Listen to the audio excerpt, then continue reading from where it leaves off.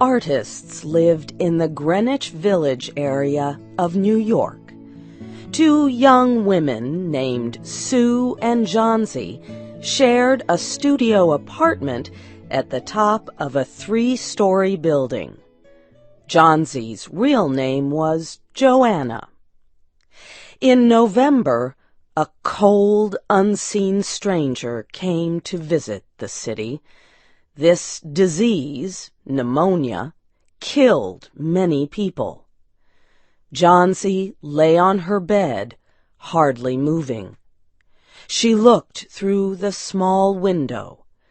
She could see the side of the brick house next to her building. One morning, a doctor examined Johnsy and took her temperature. Then he spoke with Sue in another room. "She has one chance in, let us say, 10, he said, "and that chance is for her to want to live. Your friend has made up her mind that she is not going to get well. Has she anything on her mind?" She wanted to paint the Bay of Naples in Italy some day," said Sue. "Paint?" said the doctor. "Bosh! Has she anything on her mind worth thinking twice? A man, for example?" "A man?" said Sue. "Is a man worth— But no, doctor, there is nothing of the kind." "I will do all that science can do," said the doctor. "But whenever my patient begins to count the carriages at her funeral, I take away 50% from the curative power of medicines." After the doctor had gone, Sue went into the workroom and cried. Then she went to Johnsy's room with her drawing board, whistling ragtime. Johnsy lay with her face toward the window. Sue stopped whistling, thinking she was asleep. She began making a pen and ink drawing for a story in a magazine. Young artists must work their way to art by making pictures for magazine stories. Sue heard a low sound, several times repeated. She went quickly to the bedside. Johnsy's eyes were open wide. She was looking out the window and counting backward. 12, she said, and a little later, 11, and then 10, and 9, and then 8 and 7, almost together. Sue looked out the window. What was there to count? There was only an empty yard and the blank side of the house 7 meters away. An old ivy vine, going bad at the roots, climbed halfway up the wall. The cold breath of autumn had stricken leaves from the plant until its branches, almost bare, hung on the bricks. "What is it, dear?" asked Sue. 6, said Johnsy quietly. "They're falling faster now. 3 days ago there were almost 100. It made my head hurt to count them. But now it's easy. There goes another one. There are only 5 left now." "5 what, dear?" asked Sue. "Leaves on the plant. When the last one falls, I must go too. I've known that for 3 days. Didn't the doctor tell you?" "Oh, I never heard of such a thing," said Sue. "What have old ivy leaves to do with your getting well? And you used to love that vine. Don't be silly. Why, the doctor told me this morning that your chances for getting well real soon were Let's see exactly what he said. He said the chances were 10 to 1. Try to eat some soup now, and let me go back to my drawing so I can sell it to the magazine and buy food and wine for us." "You needn't get any more wine," said Johnsy, keeping her eyes fixed out the window. "There goes another one. No, I don't want any soup. That leaves just 4. I want to see the last one fall before it gets dark.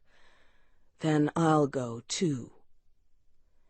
"Johnsy, dear," said Sue, "will you promise me to keep your eyes closed and not look out the window until I'm done working? I must hand those drawings in by tomorrow." "Tell me as soon as you have finished," said Johnsy, closing her eyes and lying white and still as a fallen statue. "I want to see the last one fall. I'm tired of waiting. I'm tired of thinking.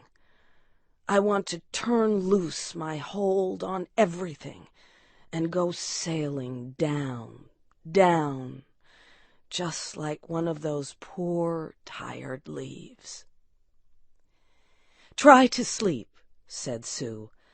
"I must call Mr. Behrman up to be my model for my drawing of an old miner. Don't try to move until I come back." Old Behrman was a painter who lived on the ground floor of the apartment building. Behrman was a failure in art. For years he had always been planning to paint a work of art, but had never yet begun it. He earned a little money by serving as a model to artists who could not pay for a professional model. He was a fierce little old man who protected the 2 young women in the studio apartment above him. Sue found Behrman in his room. In one area was a blank canvas that had been waiting 25 years for the first line of paint. Sue told him about Johnsy and how she feared that her friend would float away like a leaf. Old Behrman was angered at such an idea. "Are there people in the world with the foolishness to die because leaves drop off a vine? Why do you let that silly business come in her brain?" "She is very sick and weak," said Sue, "and the disease has left her mind full of strange ideas." "This is not any place in which one so good as Miss Johnsy shall lie sick," yelled Behrman. "Some day I will paint a masterpiece, and we shall all go away." Johnsy was sleeping when they went upstairs. Sue pulled the shade down to cover the window. She and Behrman went into the other room. They looked out a window fearfully at the ivy vine. Then they looked at each other without speaking. A cold rain was falling, mixed with snow. Behrman sat and posed as the miner. The next morning, Sue awoke after an hour's sleep. She found Johnsy with wide-open eyes staring at the covered window. "Pull up the shade. I want to see," she ordered quietly. Sue obeyed. After the beating rain and fierce wind that blew through the night, there yet stood against the wall one ivy leaf. It was the last one on the vine. It was still dark green at the center, but its edges were colored with the yellow. It hung bravely from the branch about 7 meters above the ground. "It is the last one," said Johnsy. I thought it would surely fall during the night. I heard the wind. It will fall today, and I shall die at the same time." "Dear, dear," said Sue, leaning her worn face toward the bed, "think of me if you won't think of yourself. What would I do?" But Johnsy did not answer.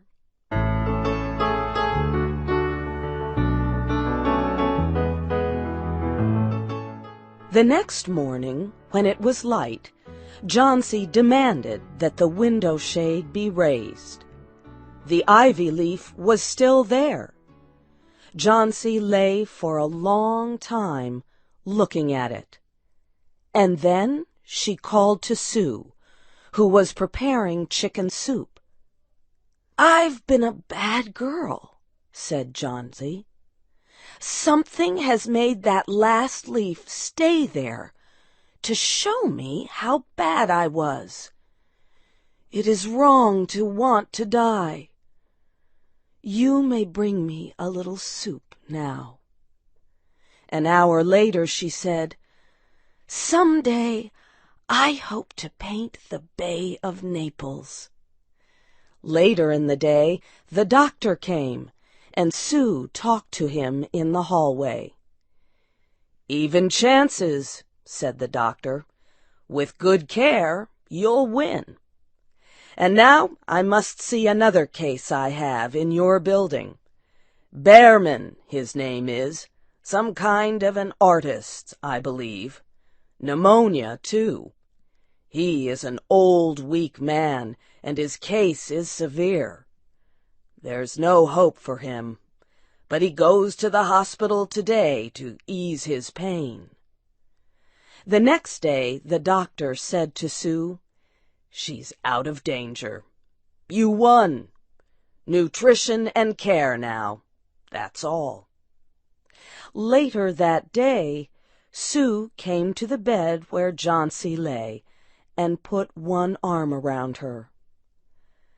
"I have something to tell you, White Mouse," she said. "Mr. Behrman died of pneumonia today in the hospital. He was sick only 2 days.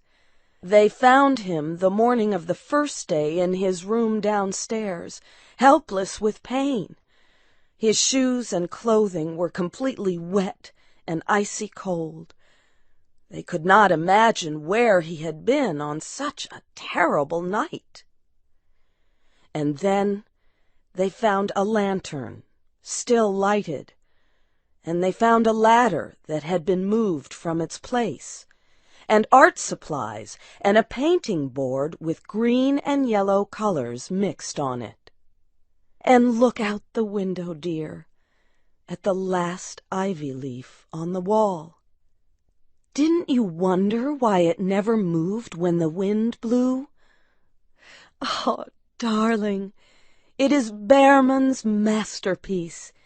He painted it there the night that the last leaf fell."